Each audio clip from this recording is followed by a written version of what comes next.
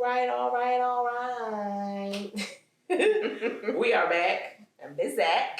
And the Cows. Again, shout out to the third amiga who's not here. She doesn't have COVID, but she was exposed to COVID. We just want to be safe because we all got littles and whatever.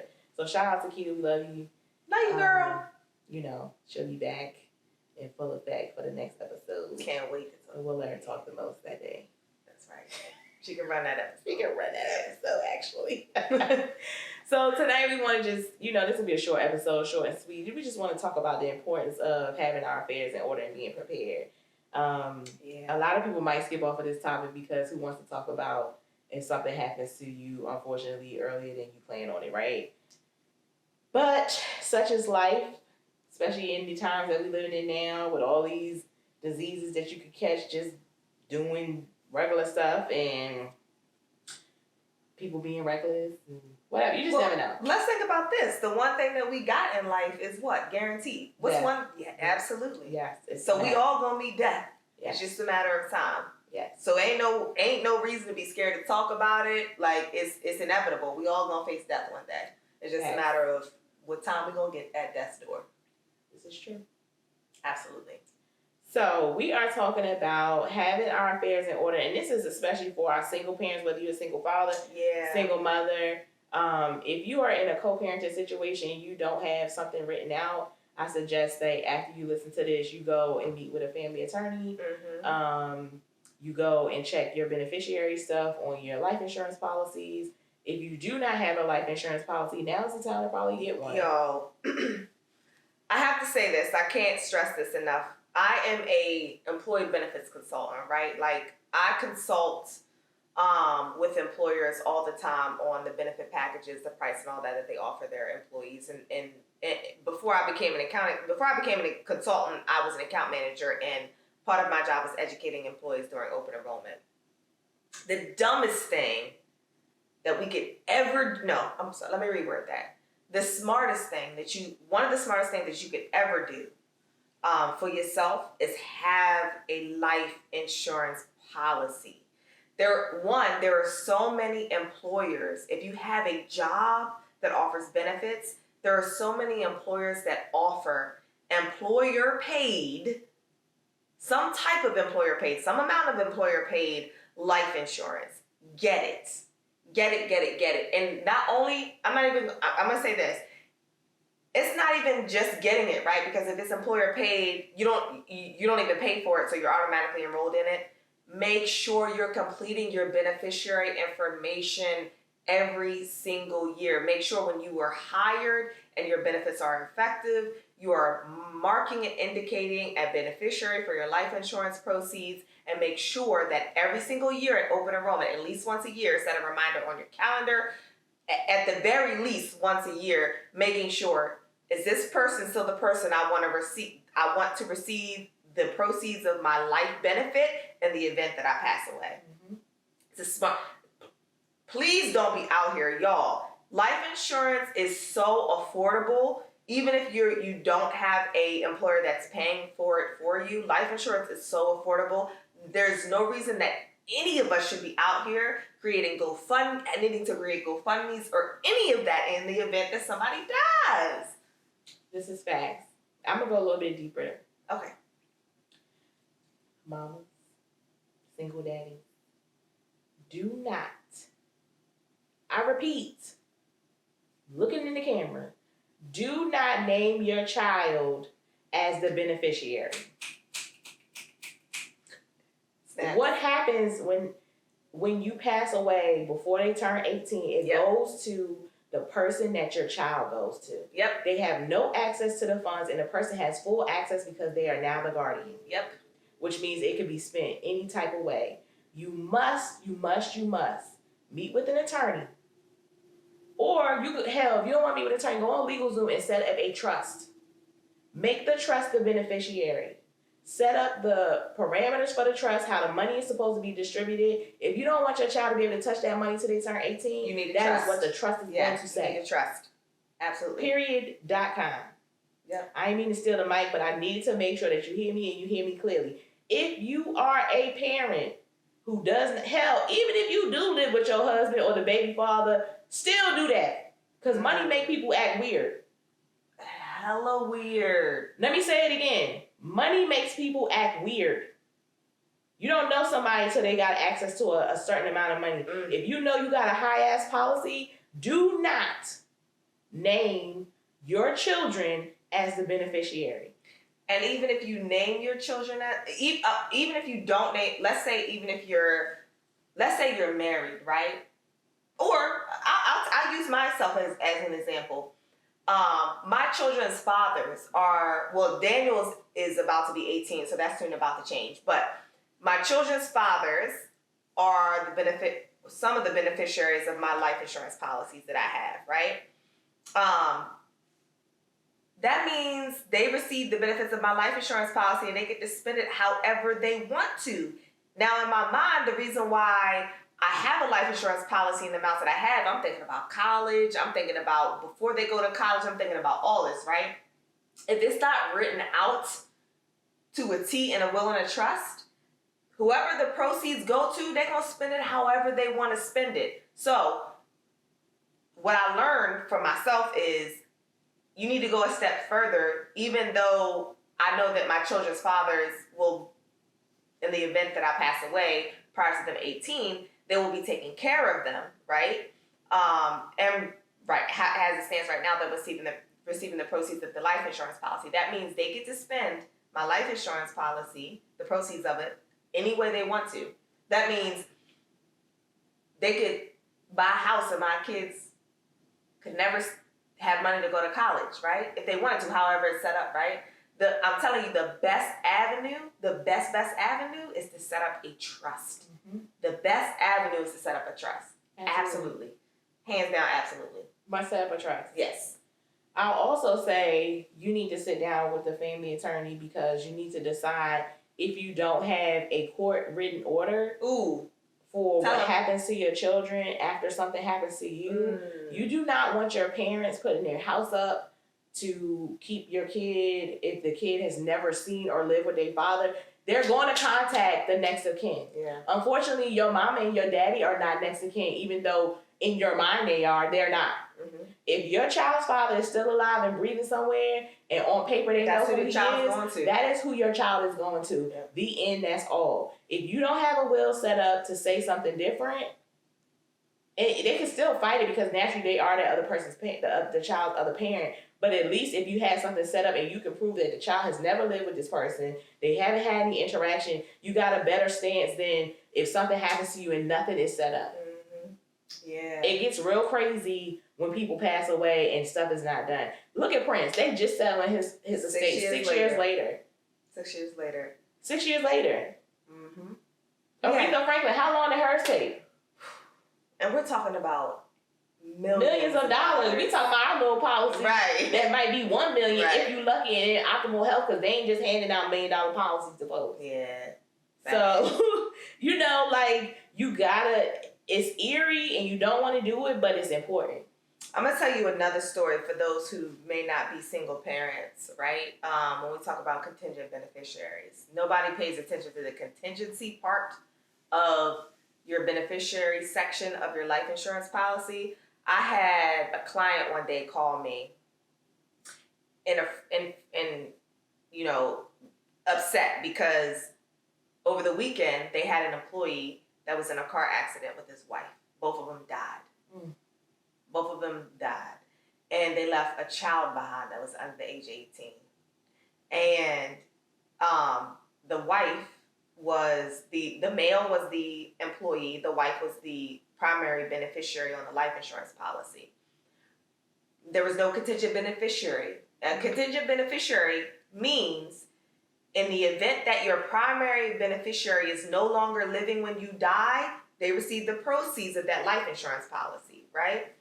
In this case, the wife was the primary beneficiary. There was no contingent beneficiary, right, written on the policy. The mom and dad passed away. The child is left parentless, right, and somebody has to take care of that child. There is now money tied up, because the money doesn't automatically go to the child because the child is under the age of 18. The money is now tied up, and the person take care of him has to go to court and fight, right? for the benefits or the proceeds of that life insurance policy because there was no contingent beneficiary named in the life insurance policy.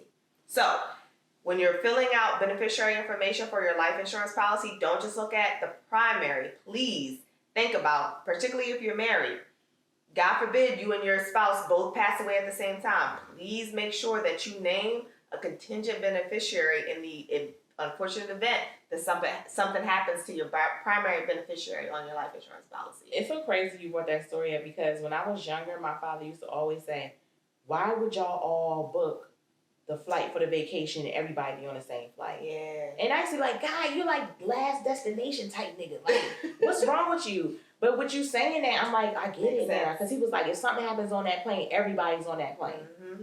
Everybody's on that one plane. Yep. And I think about it now, when we was in dance company, Mm-hmm. we did not all ride the same plane.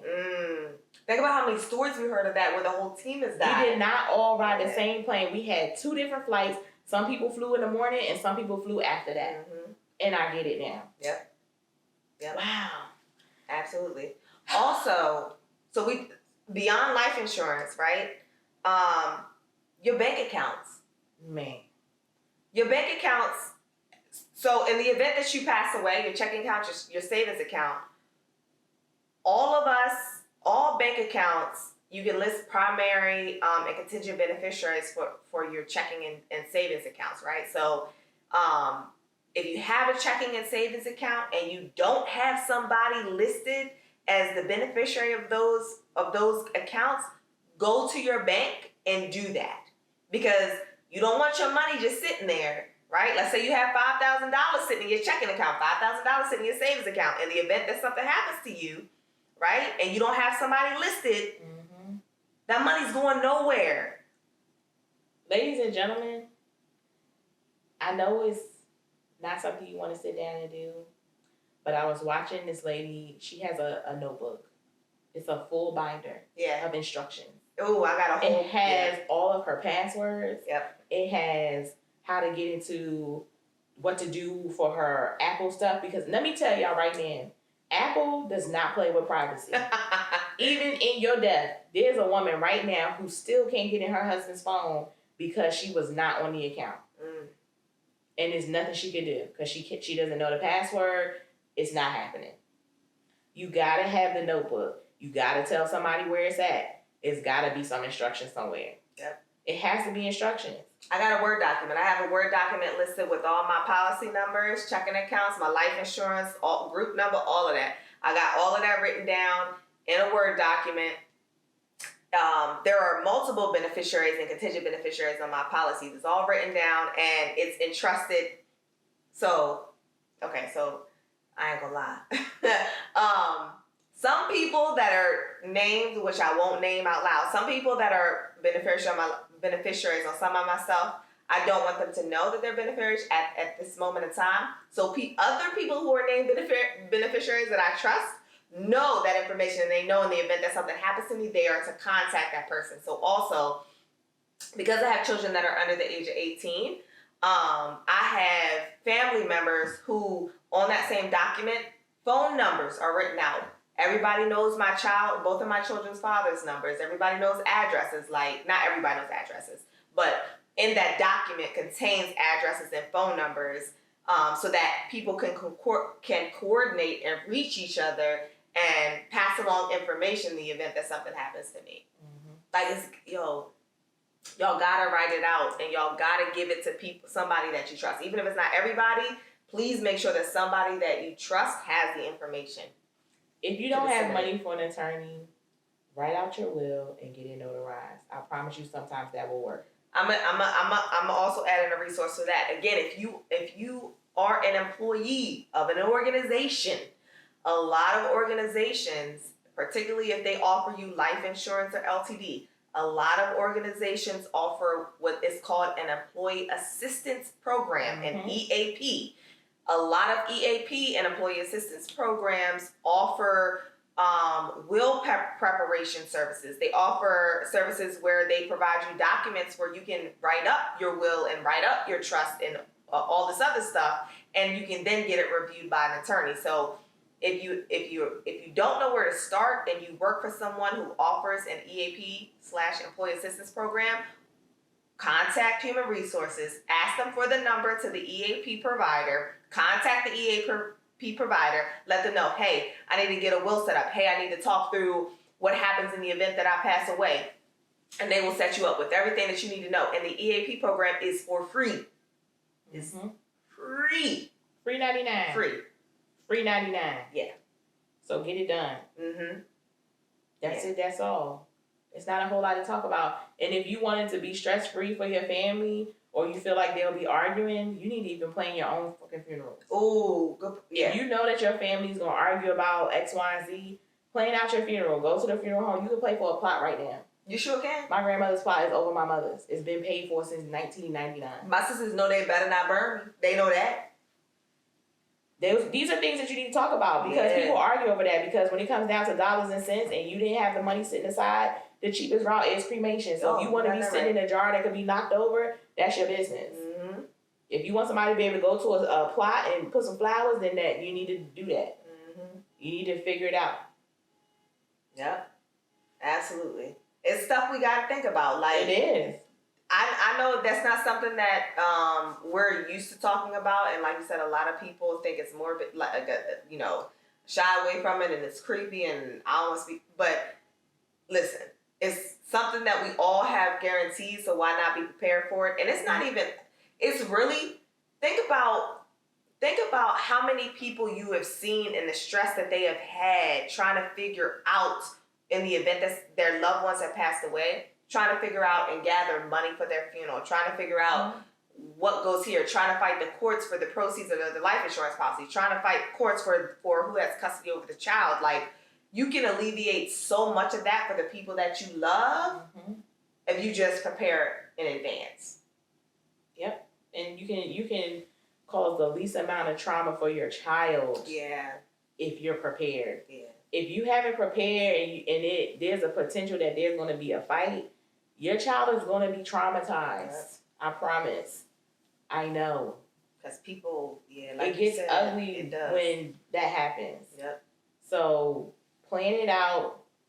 If you want to plan all the way to the T down to when you drop in the ground, then do that. If you just want to plan and you want them to decide, then do that. What I will also say is, for single people, whether you have children or not, this is not even for people that just have kids. Yeah. If you are a single man or a single woman, you do not live with roommates, anybody who could attest to what you would want, you need a power of attorney for if you are in a medical state that you cannot make your own decision. Mm-hmm. And it needs to be somebody that you can trust that won't just pull the plug because they know there's some money coming. Yep. Or you need to be somebody who you can trust who won't let you be a vegetable because they can't let go. That part. That's it. That's all. Mm-hmm. Pick the person. Pick a contingent person, clearly. Mm-hmm. Right? And keep it moving. But you have to have that set up, because if you don't, ladies and gentlemen, it's the next of kin. If that next of kin happen to be your parents, it's a very likely chance that you're going to sit there on a machine for a minute when you was gone when they put you on the machine. Yo, this is a real life example that I actually went through. My mother, when I was 13, overdosed on drugs. Mm-hmm. She was in a when she overdosed, she didn't die. She went into a coma. Mm-hmm. My mother had none of this set up, but what ended up happening is her boyfriend, who anyway, I'm not gonna go all into it, but her boyfriend was left making decisions, being the one to make decisions for her when she overdosed and she was in a coma. And mind you, they told us, when I went to the hospital to go see my mom, they basically told us to prepare for her death. Mm-hmm. They did. They said she was brain dead. She was in a vegetable state. Like, she's not going to pull through. You might as well prepare for her funeral. He could have, right, at that very moment, made the decision to, like, take her off life support, because at that point she had she was on life support. He could have, at that moment in time, decided to pull the plug. He could have, but he didn't. Mm-hmm. And my mother ended up coming out of the coma 3 weeks later. And he didn't, at that time, didn't want the responsibility of taking care of her, right? Because my mother had to learn how to walk, talk, and all of that stuff over again. But not only that, but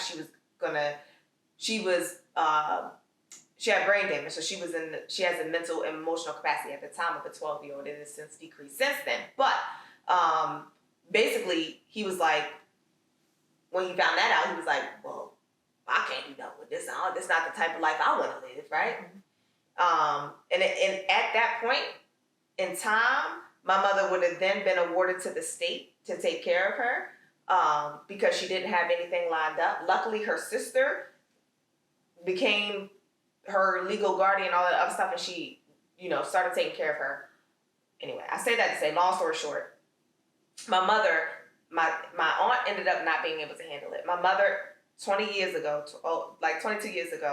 ended up being awarded to the state because my aunt stopped wanting to take care of her, and nobody, she didn't have any power of attorney lined up or guardianship appointed to her after that. So my mother then, 22 years ago, got uprooted to a whole nother state where she has no family members living there and all of that other stuff. She lives in a nursing home, and the state basically owns my mother.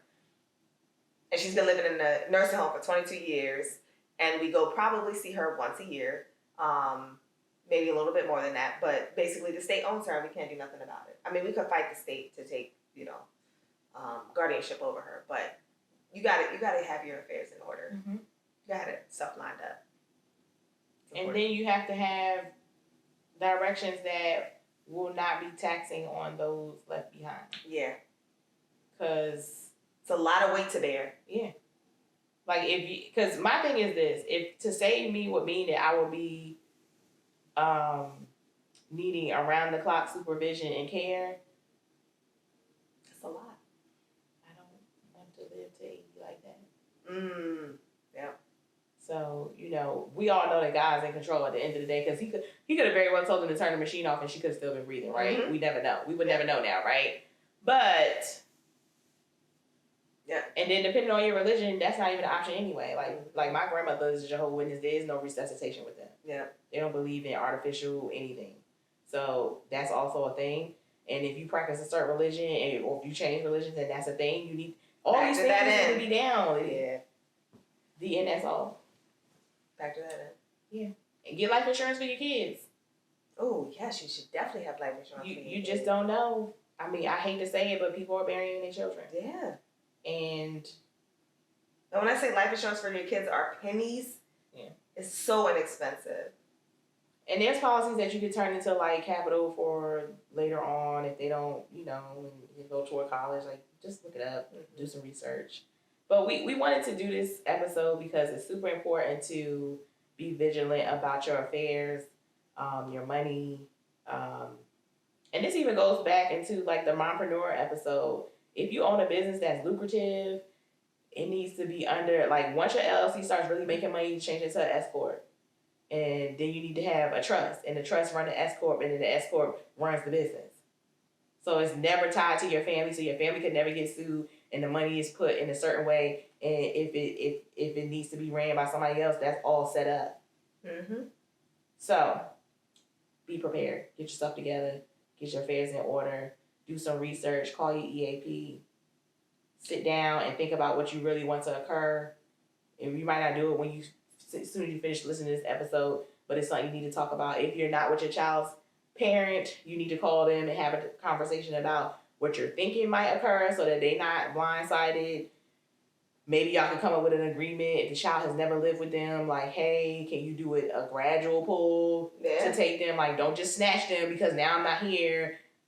If she's at the I would like for my daughter's father to, if something happened to me and maybe she was 12 or something, consider her wants and needs. Yeah. If she wants to stay where she is, let her stay there. There are people who will take her in so she can be in her natural environment, whatever. If she wants to go, you better make sure she still sees my family.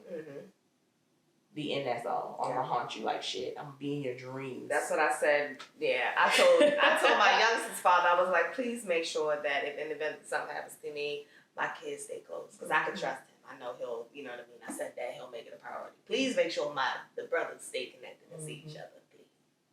Yeah. So that's all we got for y'all, because it's not long. It's that simple. It's really that simple. Get it done. So I hope this was information. Mm-hmm. I hope it sparked some conversation in your household. Yeah, for the married people that listen to us, for the single girls who listen to us, for the single guys, the married guys who listen to us.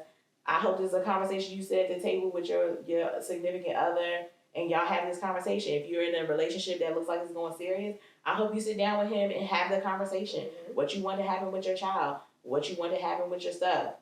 Get it done. Yeah. I have some things I need to change, because clearly I ain't know nothing about contingent.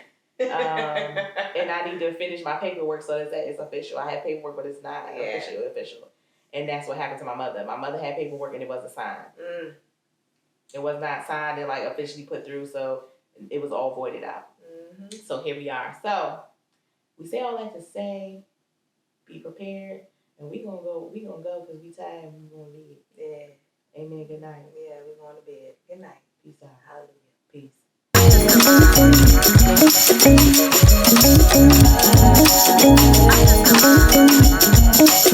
Peace.